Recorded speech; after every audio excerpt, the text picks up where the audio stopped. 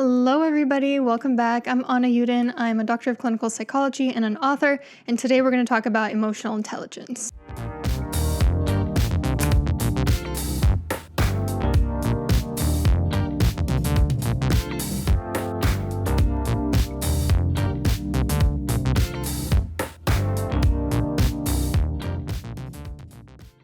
So my outline today is a little bit loosey-goosey. I did my research on this topic and then I jotted down some bullet points, but I don't have like a very extensive script for what I want to say. I've been trying something new the past few months. I don't know if any of you have noticed. I'm just kind of trying to speak more freely instead of structuring everything very rigidly. So let me know what you think of it. But here are basically the things we're going to talk about today. We're going to define emotional intelligence, talk about the two main theories in emotional intelligence research. I'm going to tell you which model I prefer and why. I'm going to run through an example of how, in a specific situation, a person with high emotional intelligence versus a person with low emotional intelligence might react.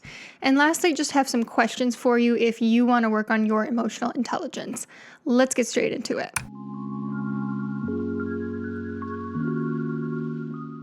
Also, don't mind me, I have my kombucha in here. This is the marine greens.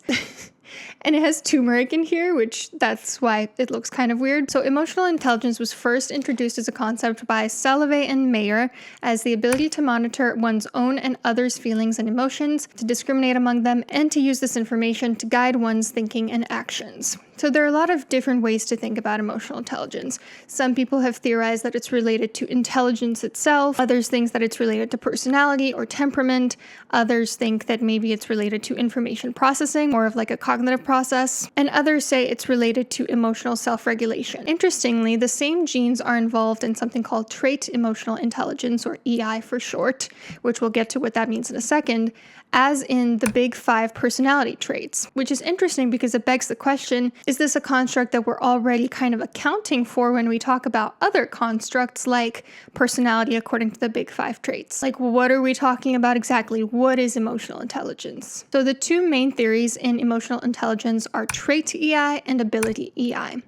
Now, trait EI is what it sounds like. It considers emotional intelligence a trait that you either have in higher quantities or lower quantities, kind of like a disposition, like an aspect of your personality. This is more of a fixed mindset in which you consider that you're either born with this thing, this EI, or you're born with lower amounts of it. It's considered relatively fixed across a person's lifestyle in the trait EI model. So what does trait EI actually mean? Well, let me show you a table of what people who score high in emotional intelligence say about themselves. They view themselves as adaptable, meaning they consider themselves to be flexible, willing to adapt to new conditions, assertive, perfectly comfortable standing up for themselves. They express their emotions, they communicate them to other people, they manage other people's emotions, they're capable of affecting other people's feelings.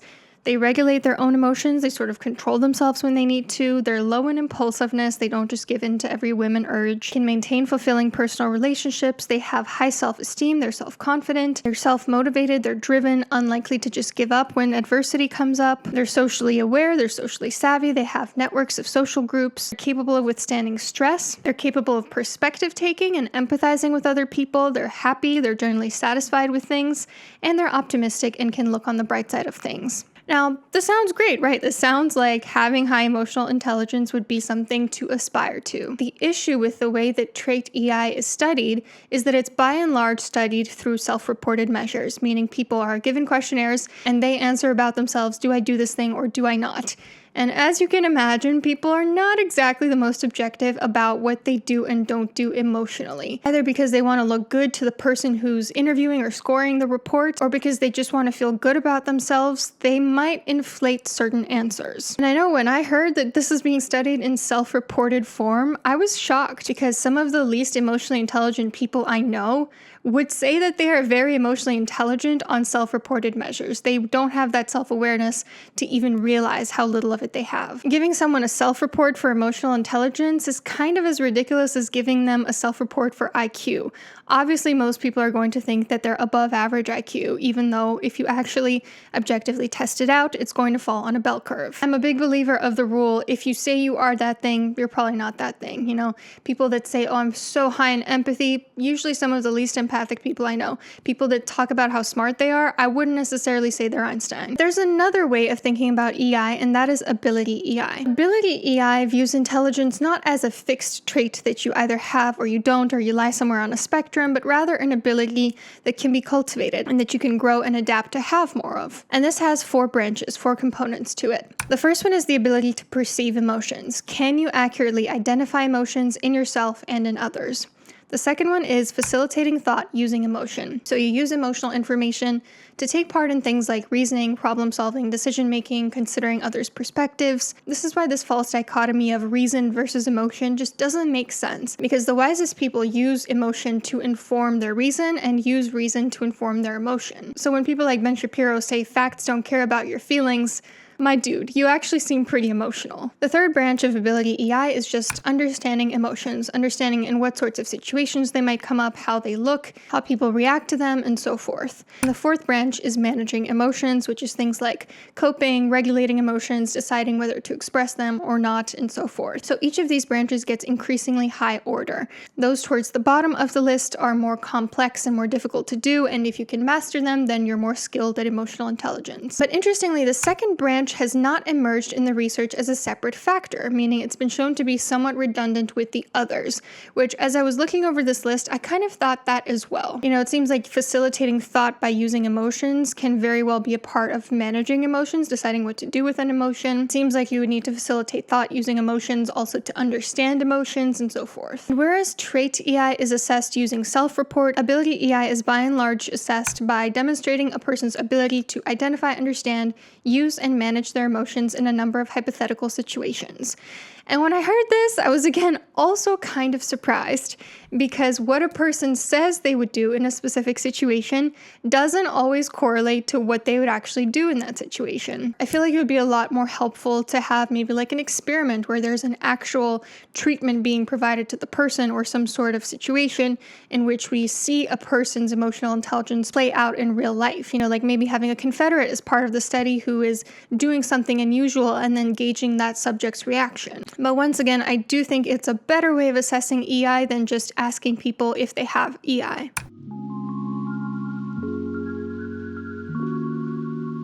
So I do strongly prefer one of these models, and let me explain to you why.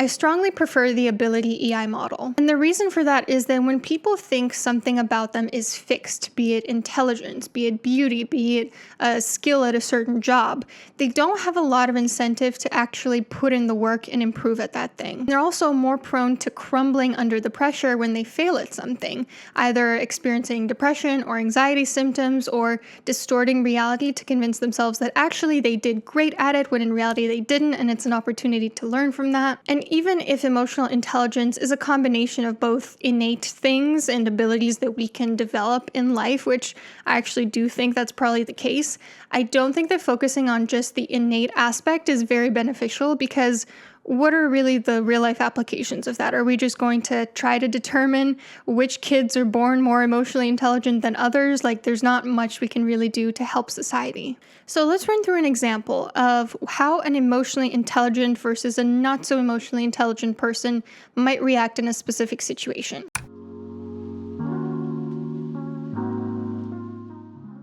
So the scenario here is that your friend comes over to hang out, but they somehow seem upset. How would a person who is low in emotional intelligence react to this? Well, if we go by the ability EI model, the first branch is perceiving emotions. So a person low in emotional intelligence might not even notice that that person is upset. It might completely slip their mind. They might not even see those signals. Or they might misinterpret it. They might think that that person is being angry at them when really the person is displaying signs of being sad. Or maybe they can't even acknowledge their own emotions. They can't understand that what they're really feeling is anxiety because the other person seems upset and they're not sure how to comfort them, and they're not sure if they're to blame for it. And so they might not even be aware of their own anxiety, and then in turn do things that are less than effective in the situation. Now, moving on to branch number 2, using emotion for thought. A person low in emotional intelligence might decide to angrily confront this person when in reality what this person needs is some comfort. Maybe their dog just died. Or they might not consider that at their last get-together they said something that could have been perceived as insensitive, and that might be why this person is showing signs of being upset. They might not consider that the other person wants you to ask them whether they're okay because, they've had a rough day or something, and so you just completely ignore it. Branch number 3, understanding emotion. Person low in emotional intelligence might not understand things like people feel angry when they're treated unfairly, and that their friends' facial expressions, mannerisms, words, actions are in line with an angry reaction. Or they might not understand how sadness looks in people or what triggers sadness, and so they might not know why this other person is feeling sad and what to do about it. And then branch number 4, how would they manage these emotions? Probably not very well. They might, like I said, feel anxious or feel ashamed because they're not sure what to do with the other person's emotions, kind of project that shame onto the other person to make them feel bad. Or they might shut down because they don't know how to respond, or they might respond in a way that's really interpersonally ineffective, like yelling at that person. Or again, they might just ignore the other person's emotion. Whereas a person who's high in emotional intelligence might, first of all, perceive the emotion in the other person, say, oh, my friend seems to be feeling sad, not angry. That's the sense that I'm getting based on the signals that I have. I feel sad for them and I feel a little bit anxious because I'm not sure how to make them feel better. They might use emotion for thought by assessing, maybe I should ask them if they're okay. That seems like something they might want me to do. So they might ask the other person, hey, are you okay? And when the friend says, oh, I actually don't want to talk about it, understand that they need to give that person space. Even say something like, hey, I'm here if you change your mind. Person high in emotional intelligence would also understand that sometimes people feel sad and they're not going to want to talk about it right away, and that's just perfectly normal when it comes to emotions.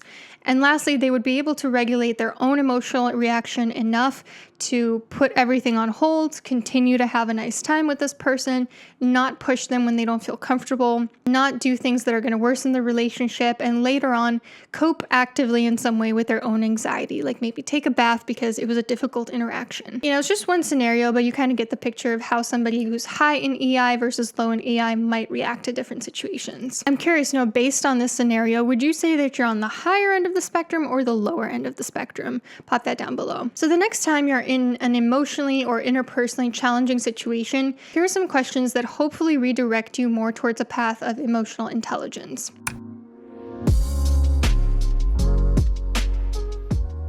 And just a quick disclaimer, this is a very brief overview of something that's very complex. I feel like I could do an entire 5-hour seminar on emotional intelligence. And so if you do want a little bit of a deeper dive into this, I do talk about things like emotion expression and regulation, as well as perspective taking and empathy in the connection course. So there will always be a link to that in the description box if you want to check it out. But if you're not interested in the course at this time, here are some questions you can ask yourself. Question number 1. What am I feeling? And if you're not sure, what might somebody feel in this situation? For instance, if somebody just embarrassed you, think about, how would a person feel when someone just embarrassed them? Well, they might feel angry, they might feel embarrassed, they might feel ashamed. Question number 2, what are other people in the situation feeling? And again, if you're not sure, think about how might you feel in their situation. Question number 3, what are different ways of responding to the emotion in question? Sort of thinking about the benefits and the cons of different reactions that you could have to this. Possible outcomes that could arise if you take one path versus the other, and using all those considerations to inform the best way that you can move forward. Question number 4, how do people usually experience this emotion? In what situations do they usually experience this emotion? How do they act when they're feeling this way? Question number 5, what are some socially acceptable ways to react to this emotion? How can you cope with it and regulate it? What is the best course of action given your goal in this situation? So there you have it. There's a little bit of an introduction on emotional intelligence. If you have any questions or any other videos related to this topic, definitely pop them down below, and I'll see you soon.